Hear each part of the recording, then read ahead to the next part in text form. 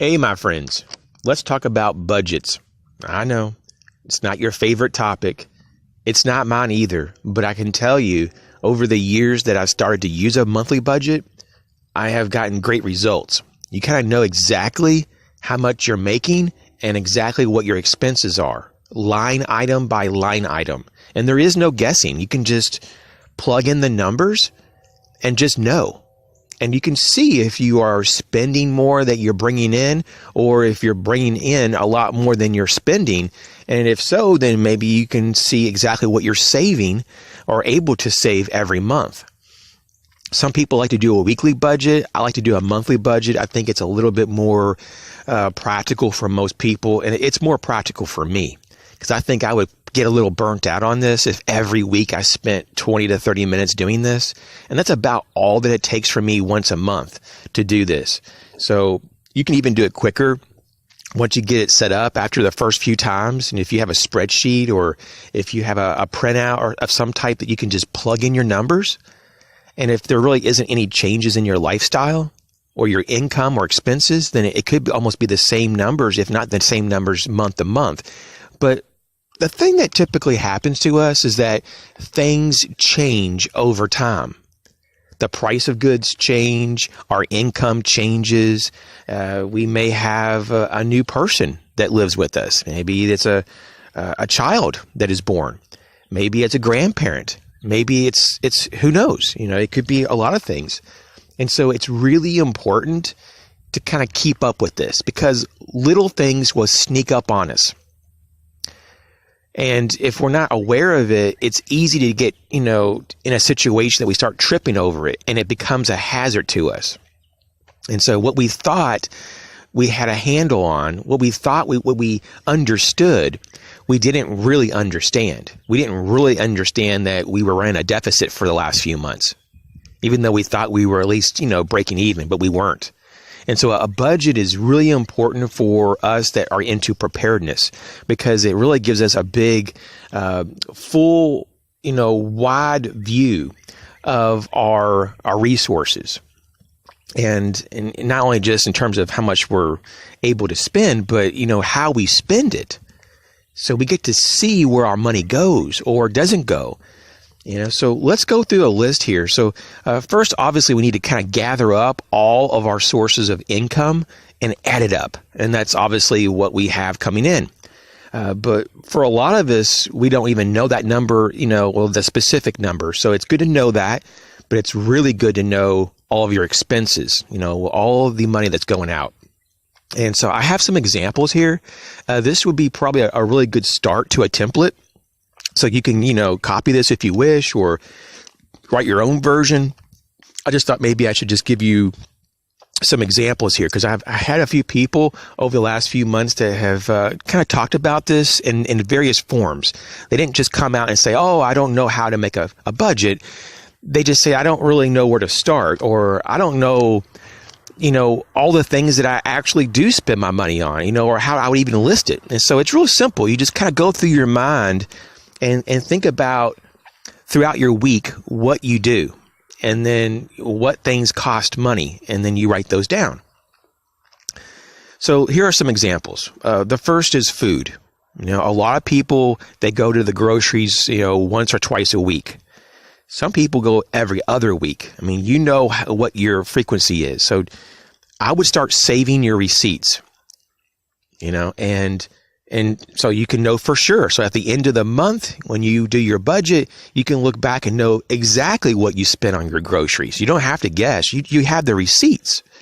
And that's going to be good for all of this. Have your receipts available. So food, water is another one. Electricity, your electric bill can be a big part of your expenses. I mean, I know some people that really have some amazingly large electric bill. And so if you can say, hey, the electric bill is $400 this month, I'm going to try to get that down. And then you'll be aware of, the next month when it's $320 and you're like, whoa, it's $80 less than last month. Because you turned off certain lights or you didn't use certain appliances very much, then you're going to see the result. And that's going to really benefit you. Gas. Maybe you have natural gas coming through to your home. There you go. There's something there. These are, once again, just examples. You may not have all these utilities and all these line items. Mortgage. A mortgage is also a big, major line item for a lot of people. In fact, it can be, a quarter to even a third of someone's income, depending on how you have it set up. And it can be fairly overwhelming, and even though the mortgage typically stays the same, sometimes there are little changes, depending on, your insurance that's connected to your mortgage and so forth. And that goes into insurances here. Let's talk about that. So besides your home or your mortgage insurance, you have life insurance, possibly health insurance, your motor vehicle insurance. You may have long-term care insurance. There's all kinds of insurance. In fact, you can go crazy with insurance. I'm not really against insurance at all. I think you should definitely have yourself covered. They always, at least here in America, they talk about the number one reason for people to basically be in dire financial straits, and that is going to be from health bills, healthcare. And if you don't have health insurance, it can just completely ruin you. And from what I understand, you can't just go bankrupt on health bills. Here in America, you just can't. You can't do that. So you have to pay them, eventually. And if you don't have insurance, it can just rock your world. And you may have to declare bankruptcy, but you still have to pay the bills, even if you do declare bankruptcy. So I think that, and also student loans are two things that you can't file bankruptcy with, here in the U.S. Now, some people have found ways to get around it or extend the time frame and all this, but let's just kind of just look at this in a practical way. Another line item of expense is taxes. Taxes can really creep up with you. I know in this 2018 calendar year, there were a lot of changes in tax laws in different states and on the federal level. And there's been a lot of people, including myself, that were a little surprised about how much things went up in terms of taxes. It was kind of ridiculous. So taxes are something that you really need to be mindful of. And they may not take enough out on your paycheck. And there might be other taxes that you have to spend. For example, maybe you have to register your car, and pay, motor vehicle registration. So that maybe you have to get a new driver's license. That's going to cost a few bucks. It's not that much, but I consider that more like a tax. They have all kinds of taxes everywhere. So taxes, you want to make sure you really put enough back. And one way you can look at it is how much extra did you spend on your last tax return? And you can divide that by 12 and just kind of have a general idea for example, for income tax of like how much you should set aside in the upcoming year. At least it's a starting point. The next is vehicle fuel, whatever fuel that your vehicle uses. There you go. There's a line item there. Vehicle upkeep, home upkeep, clothing. We sometimes forget that, we need new shoes or socks or shirts or things throughout the year. And it's really easy to dump a few $100s a month or every other month on clothes. It's easy to do. And so do you have money set aside for that? What about hobbies? Hobbies are something that can just burn through money. And so there's nothing wrong with having hobbies. I love hobbies, and I have a whole bunch of hobbies. But you might want to know for sure how much money is set aside each month so you don't go overboard and cause yourself to have financial problems. Travel, about vacations. These are not, cheap things to do. What about gifts? We got people's birthdays. We have holidays. Maybe you give gifts for Christmas, whatever you're into. That's not cheap. I mean, you can go into the hundreds, if not thousands of dollars a year just in gifts. What about your phone bill? We have landlines and we have cell phones. We have internet cost. Maybe you have a dedicated internet in your home. Maybe you have cable TV or something of that nature. You have lawn care. I mean, lawn care is something that if you pay other people to mow your grass, that can really add up. That really isn't the cheapest thing out there anymore at all. It used to be when I was growing up, you give a kid $10, $15, to mow your grass. And then it kind of went up a few years later after that by $25, $30. And now it's like, it seems like for $40 is a bargain deal just to cut a very small yard. So the price of lawn care is really up there. So I would encourage you to do your own lawn care if you can, and you can save a lot of money that way. But there's a line item there. Child care. If you have kids and if you work and you need someone to watch your kids, and education as well, not only just for you, but maybe for your kids as well. Charity. It could be something that you do with your church or maybe another organization. Do you have money set aside for charity? What about your debts? Other debts like your credit card debts. Hopefully you don't have those. Any loans. It could be from college, or maybe you don't own your vehicle. Maybe you have a vehicle loan. Do you have money to service those debts? What about being able to save? Because, this is a really big part of preparedness, is having money to save for retirement, because you don't want to retire and have no money. Obviously, because you can't retire. You just can't do that. I know a lot of people that really probably will not be able to retire. Seriously, because they're so far behind their savings.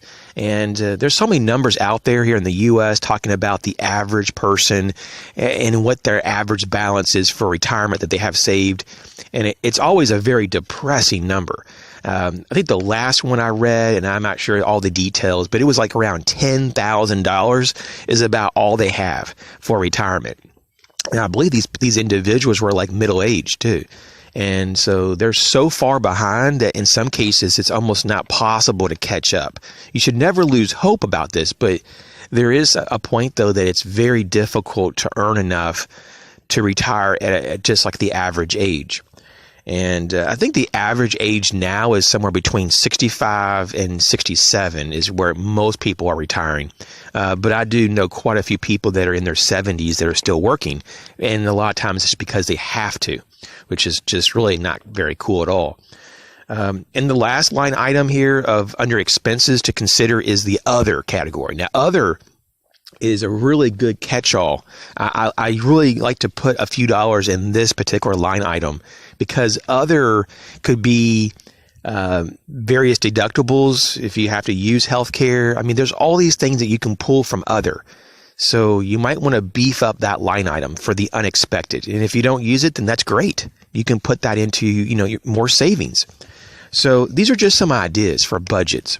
And the average prepper, is mindful of a lot of things. But I have to say, over the years, meeting a lot of different types of people, that preppers are still almost, in a lot of ways, just like the general population, that they don't really want to dig into their finances. They don't really want to know what their true income is and what their true expenses are in detail, because then they have to be a little bit more liable. They have to be a little bit more, they are really more liable for that, because they don't have an excuse anymore. They can't say, well, I didn't really know exactly what I was spending or this and that, because they will know. And so a lot of people avoid the details because they think that they can just kind of have an excuse to get around it. But you're only hurting yourself. And so I encourage you to make a monthly budget at a minimum. If you can do a weekly budget, that's great too. It might be a little overkill for some people, but a monthly budget is one of those things that it really gives you a big picture view, and it's so important, because if you're trying to save up for something, maybe you're not able to save up for something because there really is no money to save, because at the end of the month, all the money is gone. So you may be thinking, oh man, I must be saving at least $100 a month, but what you're really doing is just breaking even, but you just don't know it. Or maybe there are some cases that you're not able to even break even, and you're wondering, like in that last week of the month, why is it so hard to find money to pay for groceries or for gas or something? And that's because maybe you're broke. And so I used to be this way a while back, that I wasn't really paying a lot of attention in detail to my finances. And recently, though, I really have. And for a while, I have actually. But it's so helpful. I thought maybe I'd just do this video and just share it. If there's any information here that's helpful at all, that's great. I hope it helps you. Budgets are something that you can do, through a spreadsheet on your computer. There's all kind of templates that are pre-made online that you can just take out a sheet of paper, and just write out your whole budget. You can do that. What I do a lot of times is just take a legal pad and I just use my previous budget because I have the line items already written out, and I just copy them over. And by doing that, I'll have a little bit of time there just to think a little bit about, is there really any changes in my lifestyle since the last month? And for me personally, it only takes like maybe 20 minutes at most just to kind of get the whole budget rewritten and to kind of just look over it and absorb, if there really is any different types of changes from the last month. And if so, what are the categories? What has changed? Have I made more money or have I made less money? Is there new expenses or is there less expenses? And it's also good to bring this little, budget with you when possible. And that's why I like to write it down on a piece of paper so that I can fold the piece of paper up and I can keep it in my pocket or in my wallet. You can keep it wherever that you have quick access. Maybe it's in your everyday carry bag. Maybe it's in the console of your vehicle. Maybe you want to make a couple copies for that month, just put the budget, in different places so that you can reference it. So if you're out and you're getting groceries, you'll know, okay, this month I have so much money for groceries, and that breaks down to each week. It equals, let's just pull a number out of the sky, $100 a week, let's just say. Like maybe you have a family of 4 or something, I don't know. But let's just say that you have $100 budgeted a week for groceries. Then you can be really mindful of how much your groceries cost. In fact, you might be in a situation that you can say, okay, I'm going to maximize the nutrition by getting this food over that food. Or you only buy things that are on sale that week or something like that, and you can maximize it. And maybe you make it like a little game. I know for me, sometimes it is like it's a game in the sense that I kind of look for the best deals, the best bang for the buck when it comes to nutrition. And I'm like, okay, can I like get under my budget for the groceries for this week? So if I have $100 set aside, I'm like, okay, can I get it down to $80? Now we're not talking about starving yourself. We're not doing that at all, but we're just trying to really maximize it and see how low can you go in some cases. And it can be really an eye opener because you may be saying to yourself, wow, I tried this food that was, it cost less than the other food, but I didn't really couldn't tell any difference, in terms of eating it and all this stuff. Sometimes you can just change brands. And one brand is that much cheaper than another, and you can't even tell a difference. So it's one of those things to try new things out and to be mindful of your budget because it can really help you in the long run. I mean, if you're able to save a little bit every week just on groceries, that can compound over decades. And that can be put into savings, and that savings can really grow, and it can really help you in retirement or help you in projects, or maybe it's just something that allows you to have a better vacation or allows you to explore a hobby in more detail. I mean, the possibilities are endless, really, but it's really good to know exactly in detail of what your expenses are and your income. Because these things are so important. You don't want to be caught off guard, and just think in your mind that, you're in a really good financial position when you're really not. And then you give yourself permission to do some impulse buying when that really is detrimental to you. And so these are things just to think about. I know it's not the most fun thing for a lot of us, but it really literally just takes a few minutes a month.